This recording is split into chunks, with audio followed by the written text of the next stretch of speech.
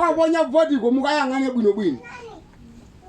Chifukwa olipo ma president ambiri mbiri amene tukavotera kumeneko. Aliko ma president ambiri mbiri amene tukavotera kumeneko. Koma ndiyamike kwathu kuno chipani chimene chudziwika chimodzi. Nakhala maliro ambiri mbiri koma chipani chimene chudziwika chimodzi. Ati ma MP achuluka, ma MP onsewo ndi achipani chimodzi. Chifukwa wena udakhumudwa udalakopa ma primaries soda pange chipani chake chimodzi. Inuyo mukanguvotera chipani chimodzi icho chudziwikacho.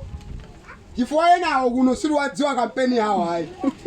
Kaya munena kuti ndupanga kampeni mwina ndingoulula ine ndine mbusa koma kwathu kuno Zavotereni Chakwera basi.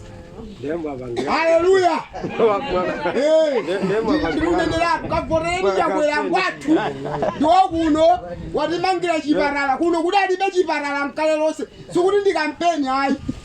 Inu wana umene umafa mumu umapita ku 25 kutani pano paso zozifa mulupita pomwe kulandira penesa lino. Mmadziwa kuti anthu akamapanda kufa mpingo makula. Inu muona ngati zinthu zina zikozoona ngati sikampeni.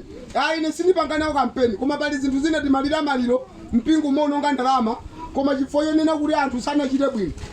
So ineyo ngati mbusa ine mbusa Zavotereni Chakwera chifukwa naona zichiro zake zakuna amalize basi. Kaya munena kuti ndayamba ndale ine sindine wandale sindinapangapo ndale sindikudya sandale koma timayang'ana chinthu chimene munthu akuchita. Kaya mulimo yena muno kaya ndithu koma ine ngati mbusa